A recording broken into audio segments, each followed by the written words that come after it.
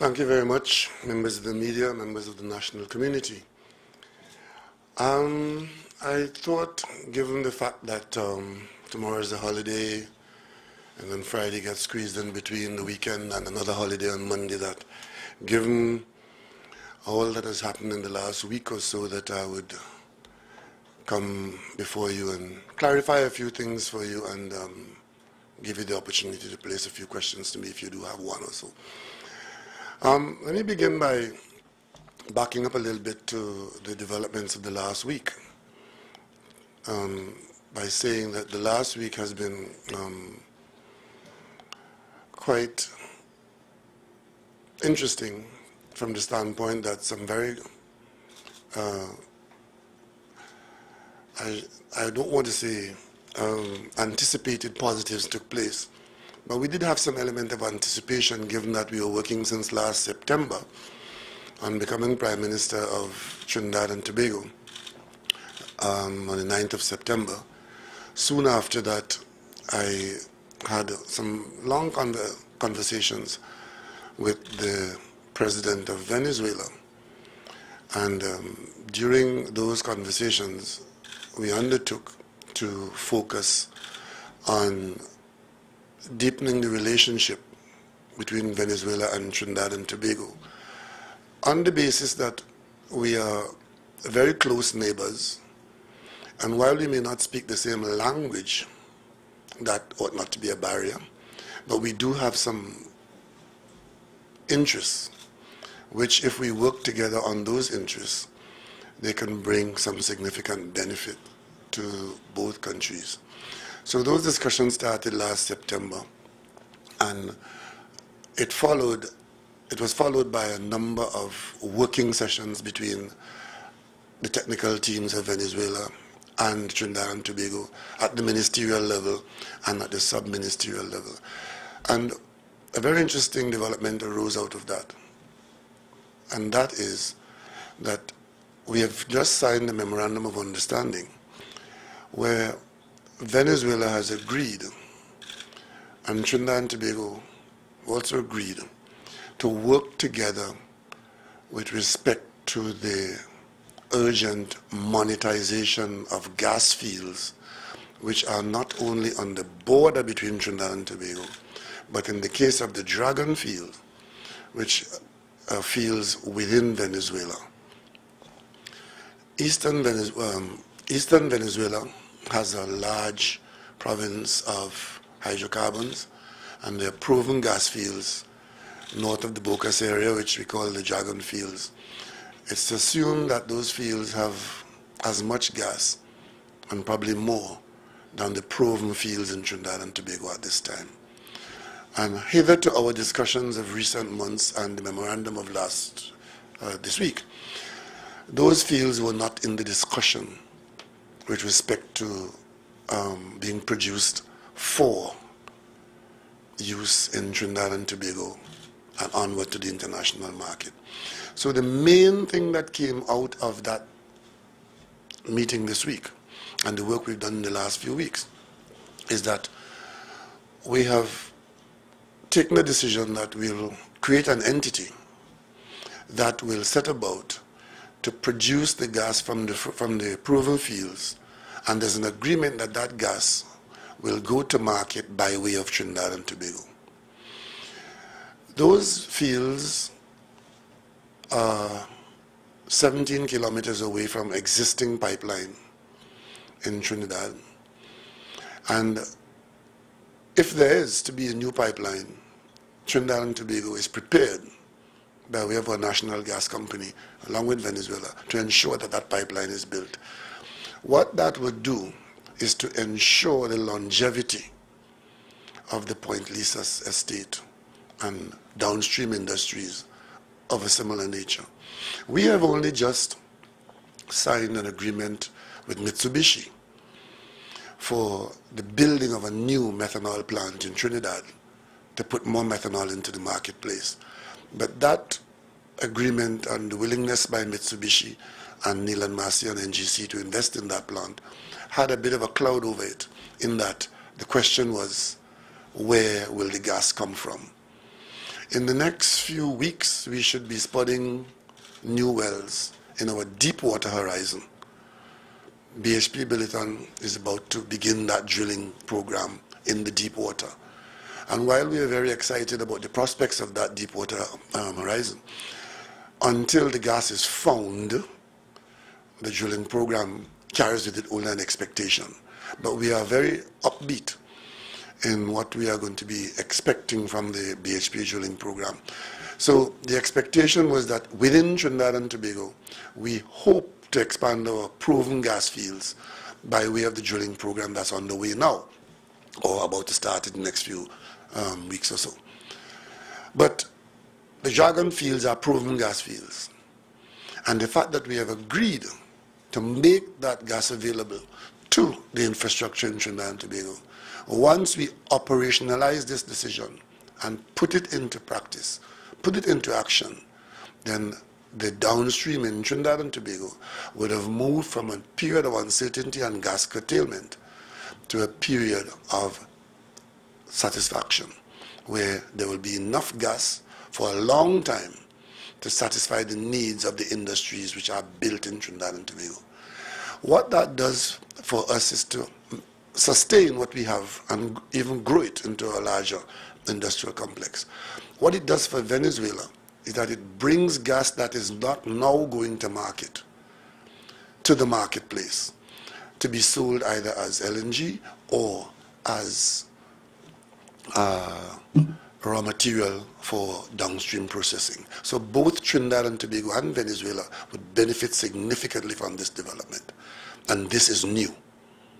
Before that, we were working and spending all these years, I think about 15 years, trying to come to an arrangement to produce the gas from the Loran, Manatee, Dorado, Manikin, Coquina fields, which are small fields on the southern border.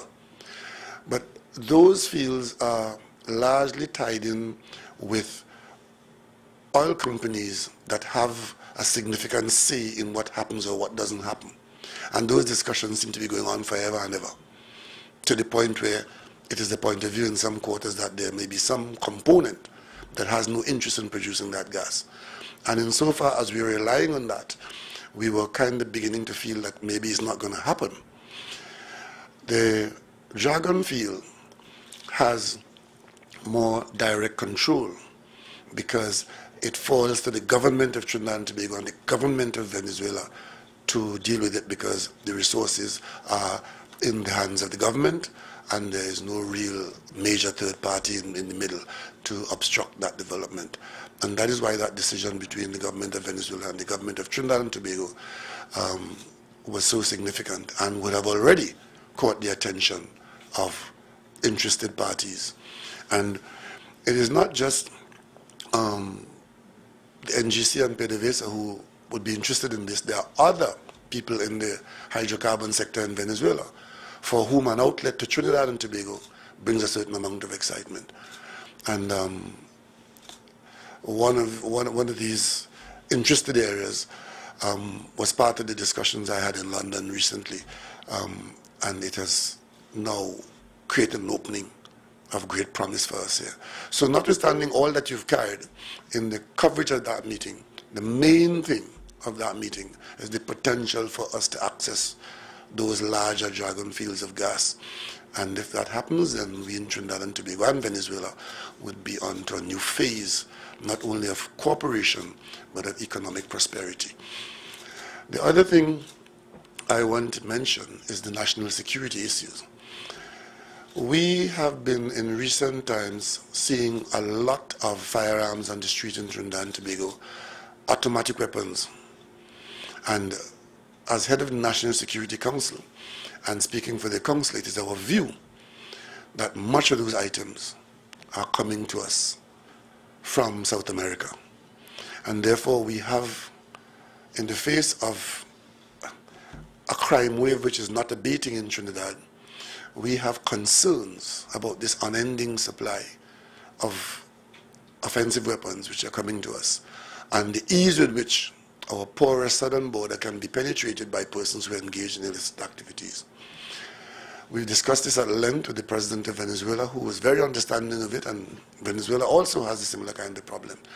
And insofar as there's some element of economic, social, and political instability in Venezuela, the environment in which this kind of lawlessness on our southern border could be accelerated is a matter of great concern to the National Security Council. So important is it to us that we agree to give this top priority, where Venezuela and Trinidad and Tobago have agreed to take immediate steps to tighten our borders in the southern area between Trinidad and Tobago and Venezuela.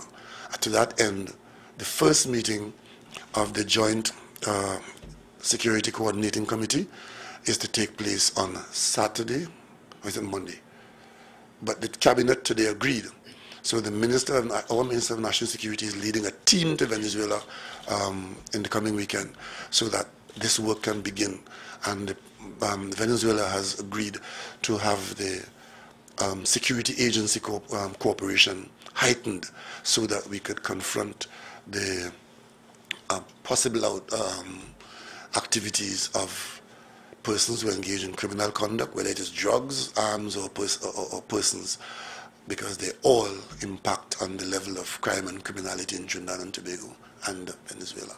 So we are hoping that these developments will put us in a better position to confront our security issues insofar as our contact with Venezuela and Colombia via Venezuela is concerned. The other issue I want to raise is the issue of the SSA, which in my absence while I was abroad, a lot of statements were made and actions taken with respect to an action of the government. I want to reiterate that one of the problems we're having in Trinidad and Tobago is the ineffectiveness of the security services in responding to the criminal element. And that ineffectiveness is largely the result of an absence of pertinent information. If you don't have the information, then your detection level would be low. Those who commit offenses would do them with impunity. And if you're going to change that, it doesn't matter who the Minister of National Security is or which government is in office. If the security agencies are starved for pertinent and relevant information, the security services would be leaping in the dark. So throughout the world, especially in areas where there are particular threats of one kind or another, there's a requirement for the security agencies to inform themselves about criminal conduct and the intention of criminals. We set about to do that when we created the SSA, which is the agency in our country through which our treaty obligations are being discharged. We are required to put ourselves in a position to obtain information. The SSA was created to treat with the drugs and psychotropic substances and precursor substances and so on, because that was seen to be an area that we had to focus on. And the SSA came into being specifically to deal with that. And when it was created by statute, it eventually was settled that it would be dealing with serious crimes. And the serious crimes were listed to a very limited number of areas. All that we have done with respect to the amendment that we have brought to the Parliament is to broaden the number of items of criminality that fall under the heading of serious crime, so as to allow the definition of serious crime to cover the things that are now of concern to us, given the crime wave and the nature of the criminality we're confronting. I can't for the life of me understand, and I have not heard a single person, especially from the opposition, saying why they justifiably have an objection to this crime or that crime or the other crime which is now being brought under the definition of serious crime, why we should not treat those elements of crime as serious. And the reason is, they know it's serious. And the definition covers what we accept as serious crimes. But what they have done, they have confused the issue with spying and saying that, oh, privacy will be interfered with, and this is going to happen, and that is going to happen. Well, they are two separate things. The SSA is a separate piece of legislation. The interception of telecommunication is another piece of legislation. And all the concerns which people have raised about what is going to happen and whose privacy is going to be interfered with and so on and so on and so on, those issues have already been dealt with under the Interception of Telecommunications Act. And interestingly enough, I was the leader of the opposition when for the first time we were legislating how the state agencies treat with penetrations of privacy by way of intercepting telecommunication. Before October of 2010, there was no law covering that activity. And if that activity was taking place, it was not taking place in the breach of any statute. But we said there had to be statute to control any misconduct or excesses on the part of the state agencies. And that was the subject of debate in the parliament. And I led the opposition in full support of the government of the day. And that bill, the Interception of Telecommunications, which allows interception of telecommunication matters, was passed unanimously in the parliament. And in that law, concerns for privacy and concerns to control abuse and so on was taken care of by specifying in law that only 3 persons can authorize the interception of telecommunication. Before that, anybody could have done it. But when that law was passed in 2010, authorizing the interception of telecommunication, the police commissioner, the head of the defense force, and the head of the SSA are the only 3 officers who could intercept telecommunication. Any other interception was deemed by law now to be illegal. That happened in 2010 with opposition support. And of course, there were 2 kinds of interceptions. If interceptions were done without a warrant, the law requires that what information they gather had to be destroyed in a particular time frame. Destroyed, not kept for anybody's record to hurt anybody. If, on the other hand, they had time and reason to get a warrant, which they had to get from a judge, then that evidence could be kept and held and used as evidence. All of this took place in 2010 with the support of the PNM opposition. Now we have a crime wave in the country, and the PNM is in government. And we say that we will broaden the number of serious crimes which these same 3 offices, police commissioner, head of the defense force, head of the SSA, these same 3 offices can now use the SSA reach to coordinate and to continue to be the treaty executing agency of Trinidad and Tobago. Persons who are either ill-informed or persons who are obstructing or being obstructive or just downright mischievous, or worse, who would like us to remain without the necessary information to respond effectively to the criminal element, are now telling the country that there's an SSA Act that is somehow to be obstructed and somehow not to be allowed to come into force because the government is doing something wrong. But I want to say something here today. There was an election in Trinidad and Tobago in September 7th. A government was elected, and that government has a mandate to bring about certain changes for the benefit of the people of Trinidad and Tobago. We go to the parliament to make that amendment. which is to give the security agencies a better vantage point to respond to the criminal element. And we have independent senators who are free to be independent, but organizing themselves as a political party in the parliament to obstruct the government's progress. Well, the law is very clear. If the government gets one vote from the independent, the law is well and duly passed.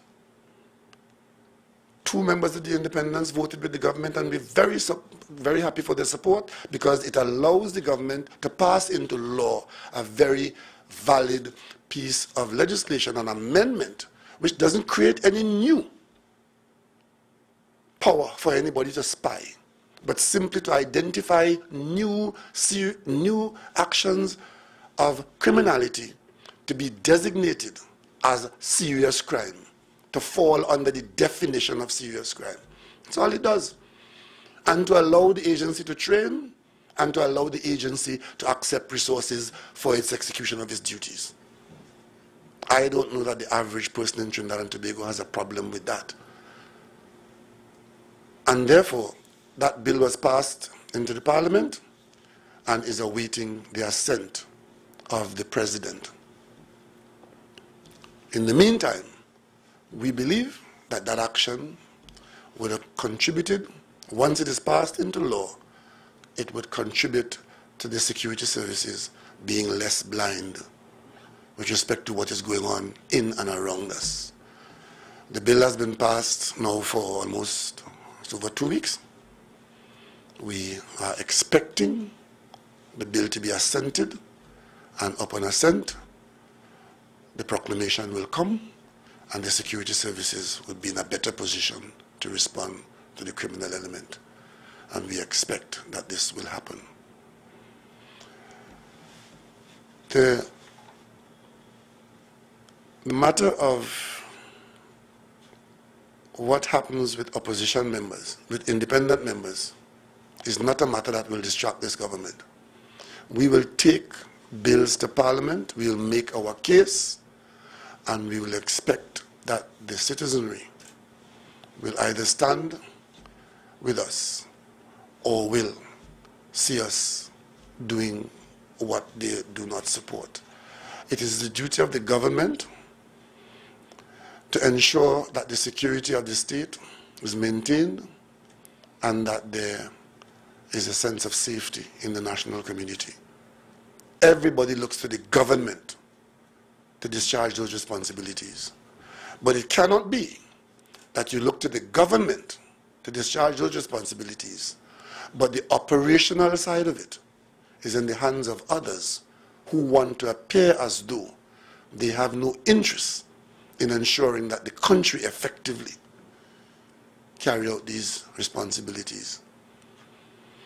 The government virtually has no control over the Commissioner of Police. As you know, the Commissioner of Police is an independent office. It is the police service that is our front line in dealing with the criminal element.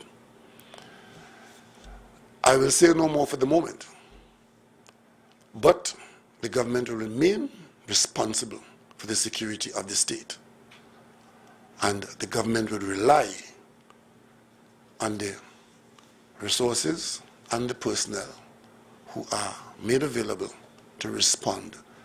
And insofar as the government has gone to Parliament and has passed legislation with the requisite majority, we expect that such a majority will be respected at every level, and that the government will not be impeded in its very urgent exercise in setting about to provide the citizenry with every possibility of being successful in bringing about safety and security in Trinidad and Tobago.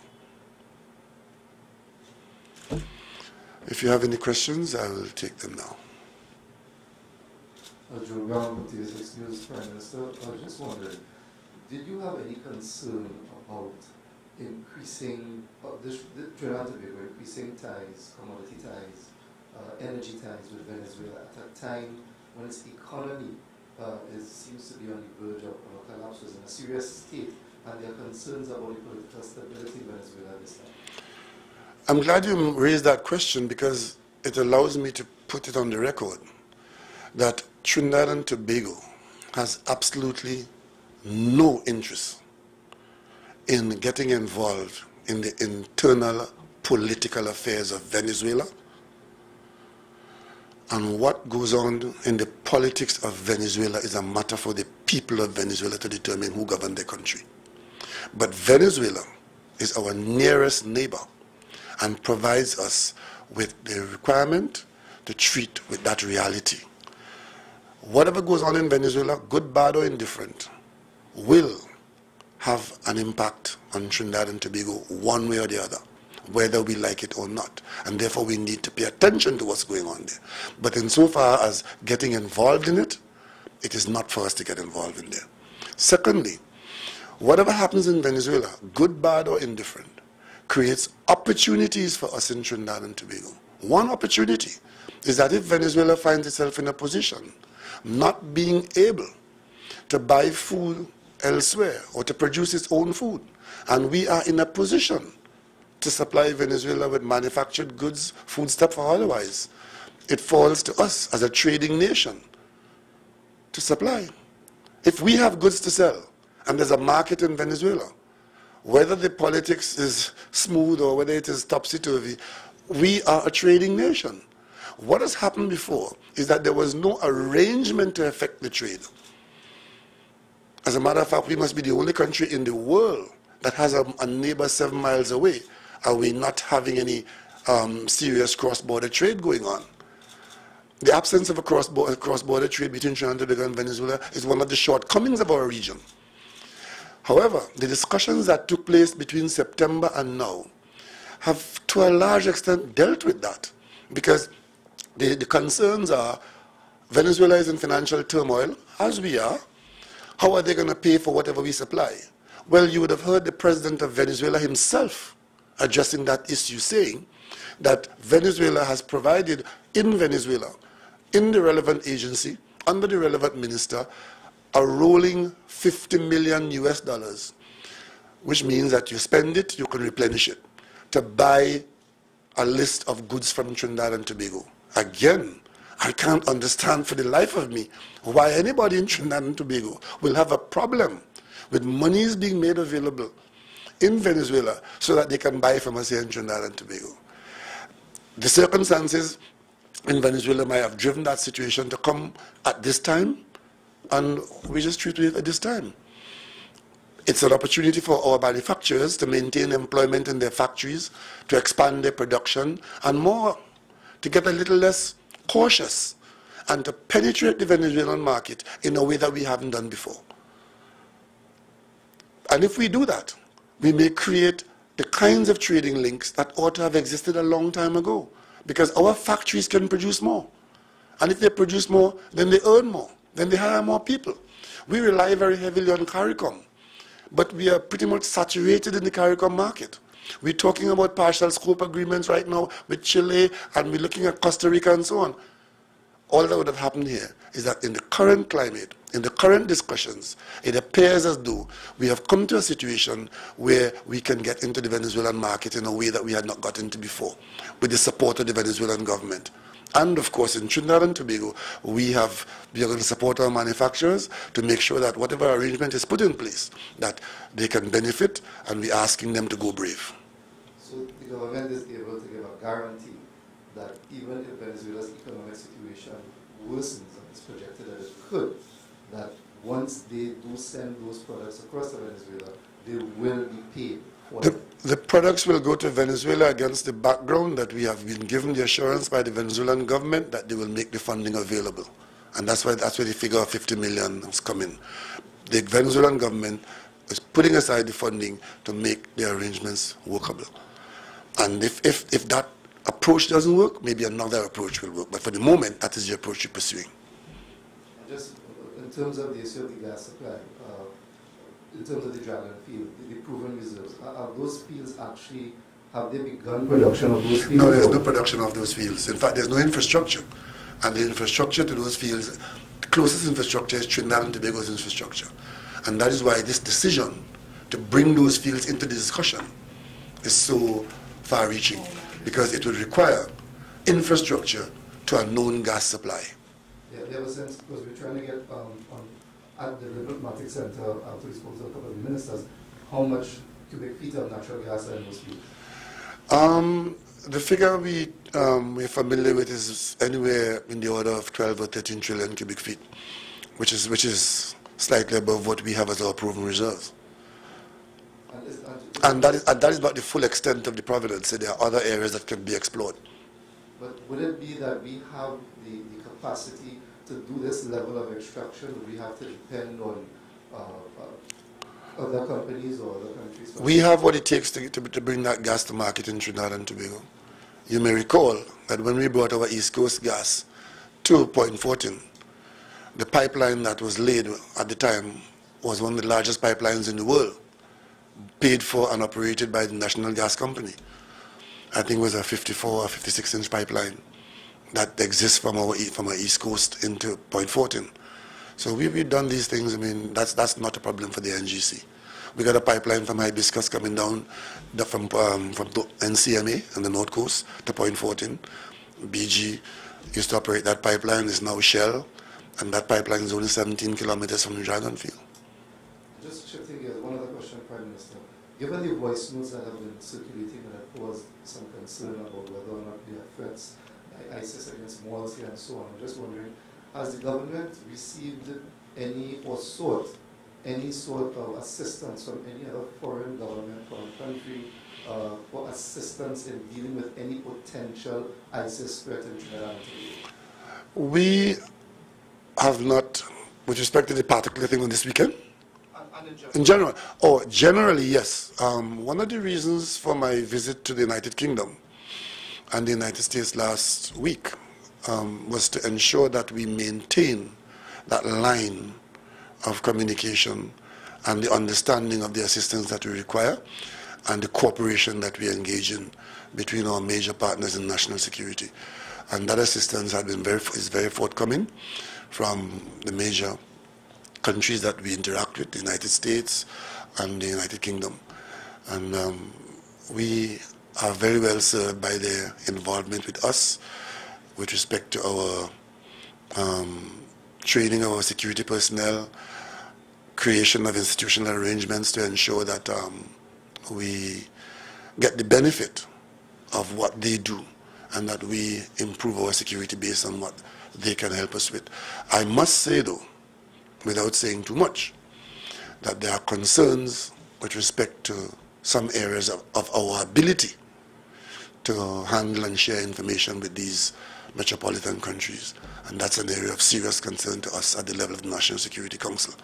And we work very assiduously towards that. I say no more for the moment. I want to just tap onto this question first. Have we attempted to identify the origin, the source of the voice notes? And do we have the capacity in our security forces?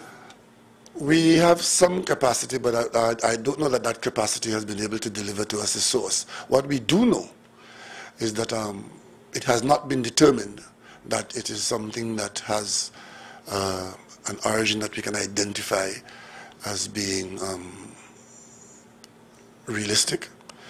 And we also know that there are elements, persons and entities whose interests will be served if Trinidad and Tobago is destabilized in this kind of way. And we treat all threats seriously, and we take very careful note of those who will destabilize us. When you say destabilize, you mean the putting out of the voice notes, I mean, an attempt to destabilize, or that the threat is really not to destabilize? We don't have information in our hands now to say that that particular threat is real. What we do know is that that kind of information, real or otherwise, has the potential to be a destabilizing influence. Okay. The government, you have just spoken at length about the SSA bill, and clearly the government feels that this is an urgent matter. What then is you said, well, it was 2 weeks ago that it was passed in the Parliament. What then is the cause of the delay in bringing the bill into full implementation? Well, once a bill like that is passed in the Parliament and the vote is taken, the office of the President would be advised of the outcome in the Parliament. Then it falls to the President to assent. And then it falls to the Cabinet to determine the date of the proclamation, which means the date on which that law comes into force.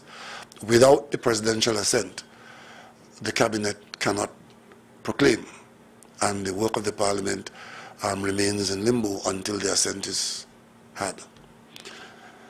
I have seen requests by those who feel defeated that the President should not assent to the bill. I trust that such advice is not taken seriously. Are you concerned that there may be a delay? Are you concerned by the delay, and is it impinging on the government's ability to address the crime situation, which in the last 2 weeks we've seen the escalation with law enforcement, people being killed and so on? How is the ability to address the crisis that you have said we face in crime being hindered by the lack of the assent being granted? As I said before, part of the failure of our national security apparatus is an absence of appropriate information. That amendment to the SSA Act, which was carried out in the Parliament, is an action that is meant to improve access to information, because we cannot start a moment too soon to begin to find out what the criminal element is doing and is thinking. In today's world, the communication system is such and so all-pervasive that criminals in all kinds of activity are engaging in communication. And if we are in on that communication, then we have a better position to respond from. That's what it is. So the longer we wait to put ourselves in a position to find out where information exists and who is doing and saying what, even planning and saying what, and also who has done what, because communication is the glue that holds a lot of criminality together. And it is for the security services to get in on that communication. And that is why there's an Interception of Telecommunications Act, allowing that penetration of persons who become of interest to the security services, and why there's an SSA Act to allow SSA personnel to work together in making this a reality, to make the security services more effective in responding to the criminal element. And we can't do that a day too soon. Okay, my last question before I hand over. There were statements made, you mentioned the independent senators, and yesterday the government voted a motion of privilege against temporary Senator Gerald Van Dien. There were comments from 2 independent senators, which I'd like to get your comment on. Danasa Mahabir said that that motion of privilege should have come from the independent bench because it affected a member of the independent bench. And 2, Independent Senator Shriki Sood questioned the basis on which the Attorney General issued the invitation to former temporary Senator Justice John Clair to attend the meeting of the security experts on the SSA bill, because he said at the time the invitation was issued, Senator Small was in the country, and therefore Justice John Clair was not a senator at the time. Could I get your comment on this? I really don't want to get involved in this new development on the independent bench, except to say that the standing orders of the Senate would indicate to anyone who cares to look that any member of the Senate could raise a motion of privilege if that member perceives that the privilege of the House has been interfered with. And it is not for Senator Mahabia to tell the government senators what they should and shouldn't do. If a government senator sees that the privilege of the House has been interfered with or has been threatened, and there's a matter of privilege to be raised in the interest of preserving the privilege of the House, then I don't know where this independent senator would have got it from to say that that should have been done by any particular person or group of persons in the House. The House identify members. And as a matter of fact, if the member is so inclined to raise that as an issue, I would have expected that he would have been in the forefront of filing the motion and therefore not making it relevant for the government to do such. And with respect to how the Attorney General happened to invite, I seem to recall that John Clair was made an independent senator. So at the last sitting of the House, which is public business, he would have been in the House. And if you had to issue an invitation to senators, well, you say it to them. And if in the interim senators come and go, it is not for the Attorney General to keep any tab on who is there. And if Mr. John Clair was not reappointed, then so be it. And if Mr. Small had come into the House, then he would have been the person. That is not for the Attorney General to get involved in. And if he invited who was there at the last sitting, I don't see what the story is. But it appears as though there are people fishing for all kinds of issues to raise on this matter. And all that it brings to me is, why are they so hell-bent on obstructing our fight against the criminal element? And let me just say one thing, for the benefit of the public, who they intend to mislead.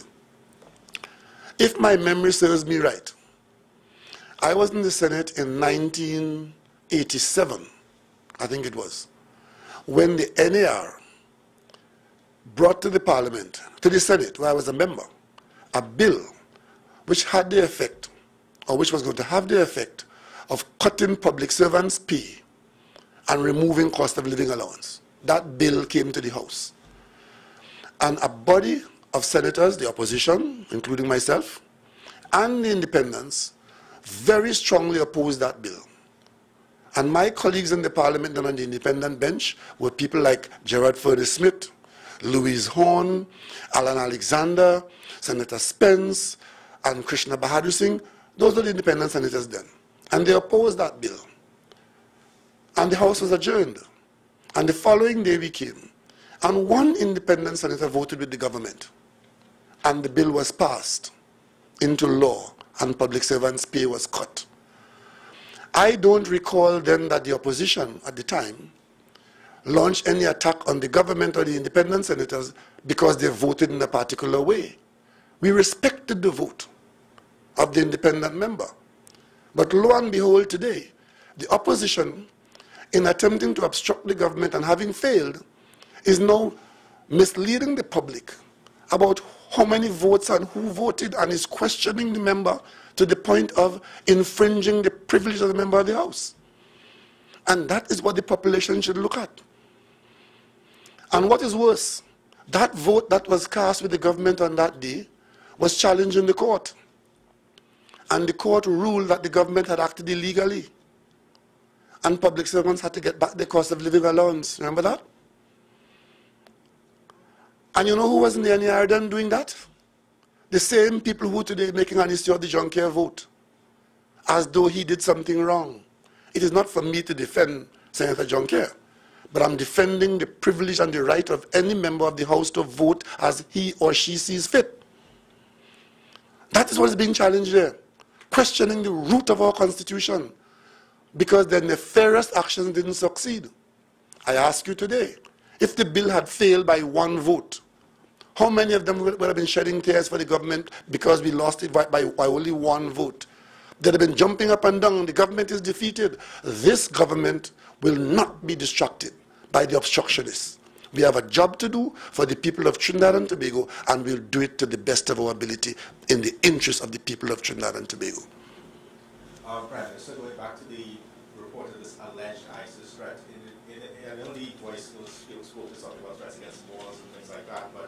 has there been any increase in the security around key office holders as a result of this? I am not prepared to discuss the security arrangements of personnel or stations. That is not a matter for this kind of conversation, except to say that we disregard no threat and we put our country in a position to be able to respond to the best of our ability. Okay. On another issue, could you possibly give us your opinion on the continued assertions by the opposition, particularly Dr. Botuwari and Dr. Rowley, that bid rigging was a crime under the former government with regard to the procurement legislation? Again, I don't know that we should spend too much time with these unproductive conversations. There's something called common law, where certain things are deemed to be right and wrong. We have a law.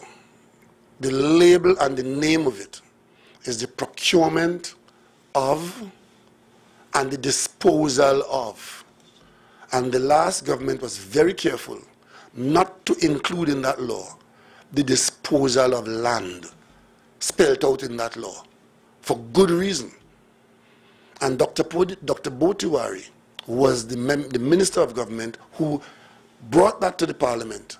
And when we sought to insist that the disposal of land should be recognized specifically in that law, he said to us to our face, I am taking no amendment. And we said, well, we'll go and win the election. And when we win the election, we'll be the government. And we'll amend the law to specify that disposal of land must fall under the law as spelled out in the statute. That's what we have done. That's what we have done. And I need not tell you how many billions of dollars in state land that found its way into the hands of people under the last government. And now you understand why it was not put in the law as a specific offense. Bid rigging. You have 4 or 5 companies bidding, pretending to be competing against each other. And when you look behind the company name and the directors, you see they're the same people. The same people own the same companies, and they're competing against each other. That is called bid rigging. We specify that in law. Because if it's not specified in law, and you seek to go after persons who have done that, then you give the lawyers the opportunity to argue all around it, and then the lawyers prevail. Now that it is spelled out as a specific statute item that can be pointed to in a court of law, and a person could be charged specifically under the Act, it is now an offense where you can be identified for having breached a particular statute. Mr. Prime Minister, good afternoon. In the context of the gas exploration that you spoke to, could you give a timeline that perhaps before the end of this year, some kind of sign would be given that we're on the way to... The only thing that I can say to that is that the operations are being treated as a matter of some urgency, and it now falls to the technical people to work out the speed at which we can move from where we are to the production of that gas. There are certain gestational things that have to take place, starting with the operations. Who will operate these fields? And of course, if you have to put in a new pipeline and so on and so on. So all these things will take time. But we are much nearer there than before the decision was made. A worst case scenario could be, let's say, a change of government in Venezuela with our memoranda of understanding signed be affected if that were the case, and what contingencies could be looked at? Well, let's put it this way. As I said before, we are not getting involved in who governs Venezuela. We recognize the people of Venezuela. And we expect that the people of Venezuela, whoever is in office, will see where Venezuela's interest lies. And insofar as cooperating with Trinidad and Tobago, we would expect that a government of Venezuela would see that its interests and ours coalesce on this matter. In your post meeting with the Venezuelan president, you did speak to the repatriation of citizens detained at both sides of the fence, that's Venezuela and Trinidad and Tobago. In some quarters, this could be seen as a preferential treatment in that we have other citizens detained, for example, in our detention center in Trinidad, who may also be up for consideration for repatriation. All the persons who are detained in Trinidad and Tobago for having violated our Immigration Act, all those persons are under consideration. As a matter of fact, we have, I'm told, we have 8 Ghanaians who are in the detention center. And last week, 2 weeks ago, when I met with the Ghanaian authorities, that matter came up. And we undertook to try and see how we can resolve that matter by getting them out of there and getting them back home. The problem we're having with Ghanaians and similar persons from great distances, once you have to pass through a third country, it becomes a very, very difficult operation. There's no direct flight between Trinidad and Tobago and Ghana, so we can't put them on a plane. We can't put them on a plane that is going to Ghana by way of New York or London, because to get them through those ports, you end up with a no-go. And that is the problem we're having. So only this morning, we looked at this particular situation with the Ghanaians and the Nigerians who are here in detention, as to how much it would cost to continue feeding them here and looking after them and securing them. And the figure we are told is about $25,000 per person. Now, if you multiply that by the number of persons, and then you look at the cost of a charter aircraft to end the problem, that is where the discussion has to be. Because you have the charter of an aircraft to fly them from here to their home country, because you can't pass through another country with them. In the case of Venezuela, that is not a problem. We can go directly from here to Venezuela. So therefore, it's an easier problem to solve. Prime Minister, quite apart from what is being done in terms of cross-border tightening controls to avoid, guns and ammunition and drugs coming into our countries, on land, has there been government consideration, or you may be able to answer similarly? 1, a gun amnesty. 2, a gun court. 3, let's say a stepped up police surveillance or police, activity or limited state of emergency in some constituencies in the context of the seriousness of crime. There's a number of options you've raised there. Let's take the state of emergency first. The answer is no. We are not considering a state of emergency. That has been tried and failed spectacularly. It brought about a very short respite, but it damaged the economy almost irreparably. And it did not, in the end, prove to be a sustainable response. The other point you raised is whether the security services are, in fact, stepping up their game in terms of confronting the criminal element. And the answer is yes. You would have seen, or you would have heard the Minister of National Security saying how much more aggressive the national security elements are, the police and the defense force, and I just mentioned the whole question of information gathering. All those things together, we expect to be putting pressure on the criminal element. And of course, as we get information, our detection level should improve.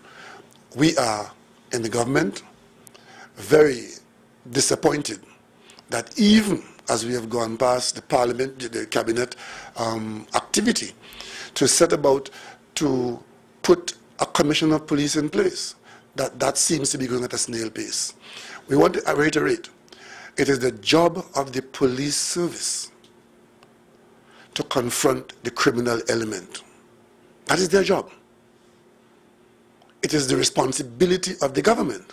But the people, the actual people who are out there doing it as their job, is the police service.